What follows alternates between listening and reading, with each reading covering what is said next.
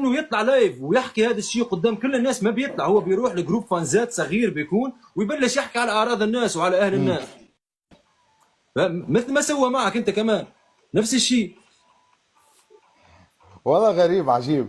لا اقسم بالله يا وانتبه سيف انا ما بايش راح ما دور راح اسلك، الضحيه. طلبته يا سيف على فكره، مش هو كان حاكي اذا انت رجال تعال تعال حكيت هنا على لايفه. وبخصمك نصفين، يلا خبرته تعال يلا نروح تركيا ونتقابل هنيك، لا بلدي ولا بلدك، تعال نتقابل هنيك، بلع لسانه مش الجمعه بلع حكيت عن لسانه مع الموضوع. ادم.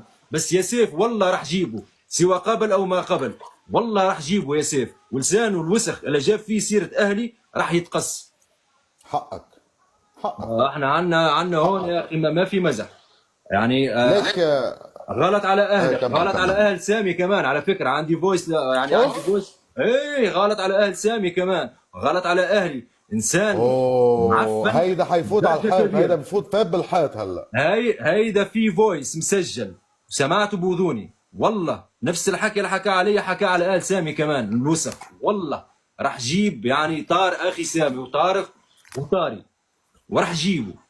هو جبان بيلعب بدور البطل بس يعني على شويه الاطفال تبعه سامي يعني. بيعرف، سامي بيعرف، ما سامي بيعرف ما بيعرف. بيعرف سامي ما كان يا بيعرف. ويلي اذا بيعرف سامي. خلص عرف سامي. هلا عرف. هلا عرف سامي، خلص مش الحال. بس مش والله الحال. والله لو يكون في بطن سمكه راح اه جيبه راح جيبه، هو اكبر جبان.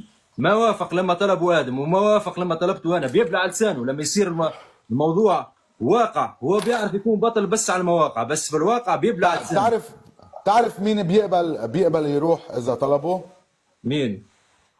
اذا شي بنت من المشتركين عندكم عادي بيقدر.